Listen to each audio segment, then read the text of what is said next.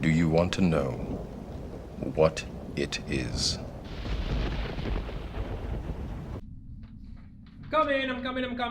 I'm coming. What is going on, guys? Gaston right here, back at you with another video. And this one is kind of like a requested video because a lot of you guys have been wondering in the comments what's going on with the Sony A5. What is this camera all about? So we know very little about this camera, but also I've been making some analysis of what Sony has been releasing, what other camera companies have been releasing, and I have a pretty good idea what this camera is going to be about. So actually, I spent the time to put together a list of features that we're gonna see in this camera, and we're gonna talk about those coming right up.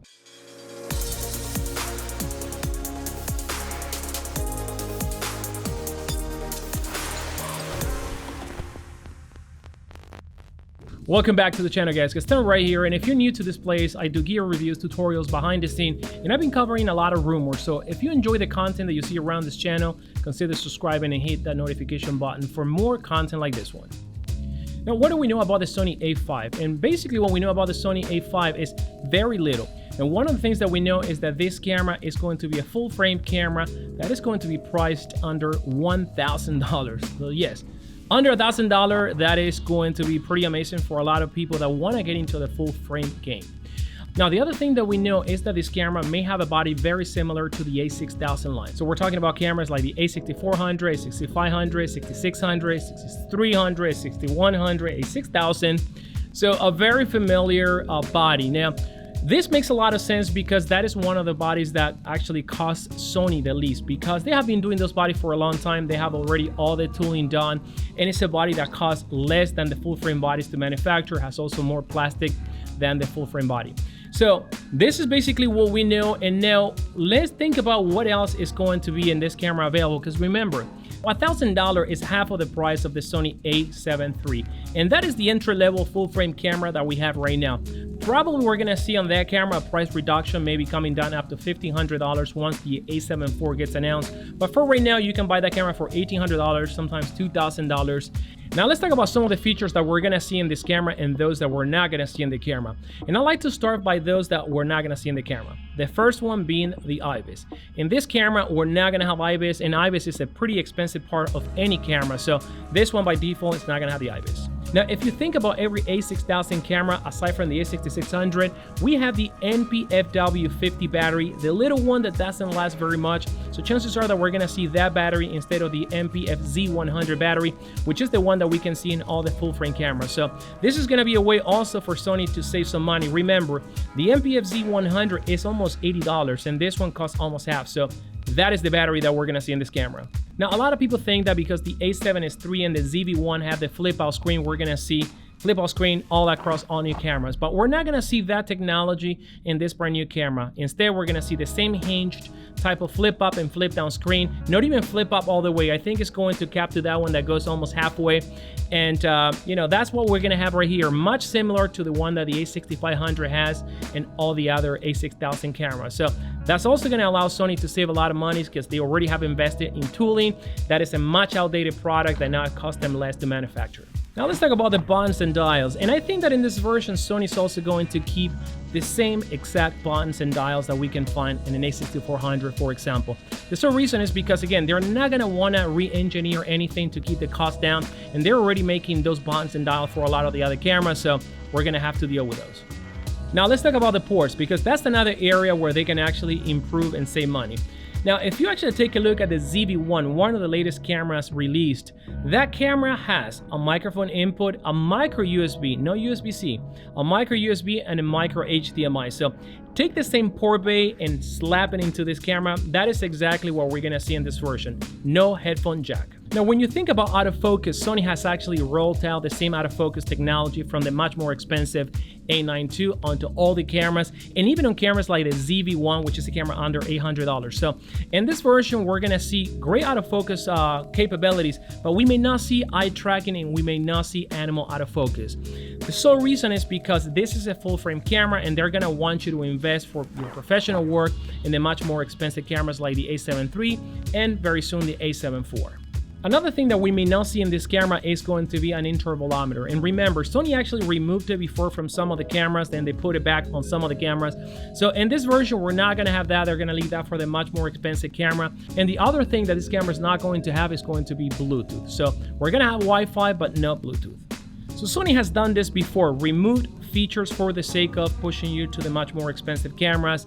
And remember, there were cameras over $1,000 that they didn't have microphone input, so you can actually go and get that need from the much more expensive camera. So we're gonna see something similar right here, and probably they could also remove an EVF if they want, you know, just strip it down. You know, that's another piece that probably cost them a lot of money.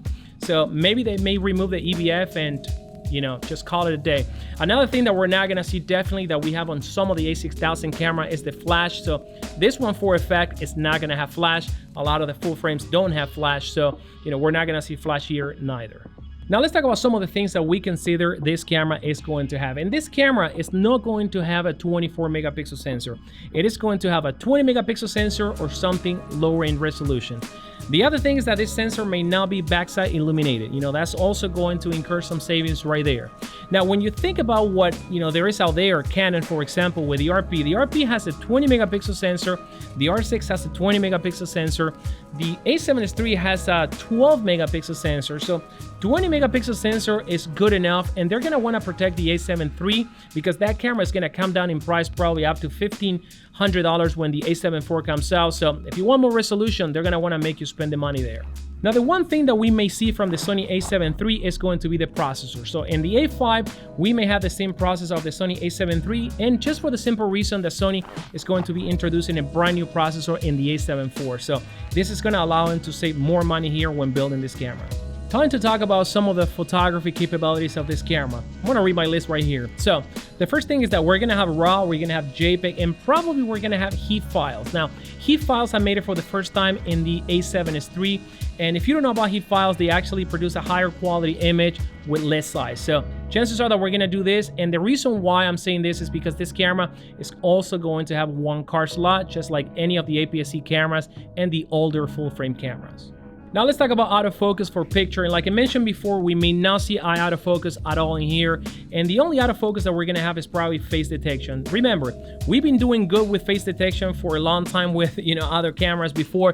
So chances are that if you want more professional features, again, you're gonna have to spend the money, at least on a Sony A7 III. Now, one of the high-end features that we may see in this camera when it comes to focus may be the touch to focus capability. And the sole reason is because we already have these capabilities in camera under $800 like the ZV-1. Also because the Canon RP has it. So we're gonna have that, and the screen that they're gonna be utilizing for this camera is going to be a 992,000 dots of resolution, and it's going to be the 3-inch size that we have in all the cameras. Now, if they decided to keep the EVF, they're probably going to have the same 1.44 million dots in resolution EVF. But chances are that they can actually remove it altogether.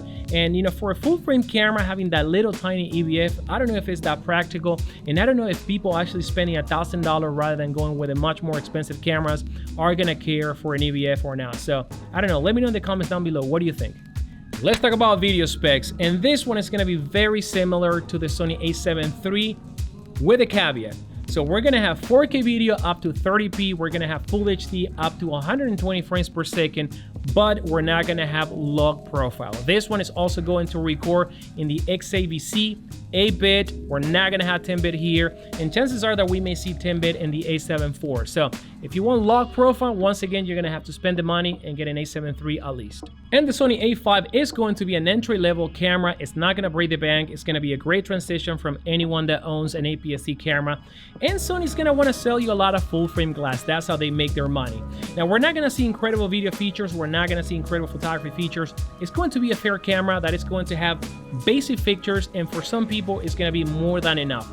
Now, remember when they launched the Sony A7 III, they actually put so many features in that camera that a lot of people didn't even feel the need to upgrade. And a lot of people that actually got the A7R III, they switched back to the Sony A7 III because they felt that that was more than enough. So guys, let me know what do you think about the Sony A5. Do you think that they're gonna remove even more features? One of the things that I'm not sure if they're gonna remove the EVF. Drop your comments down below. Let me know what do you think. And as always, guys, if you had enjoyed this video, hit the like button, subscribe to this channel for more content like this one, enable notifications, and until then, I'll see you in the next video.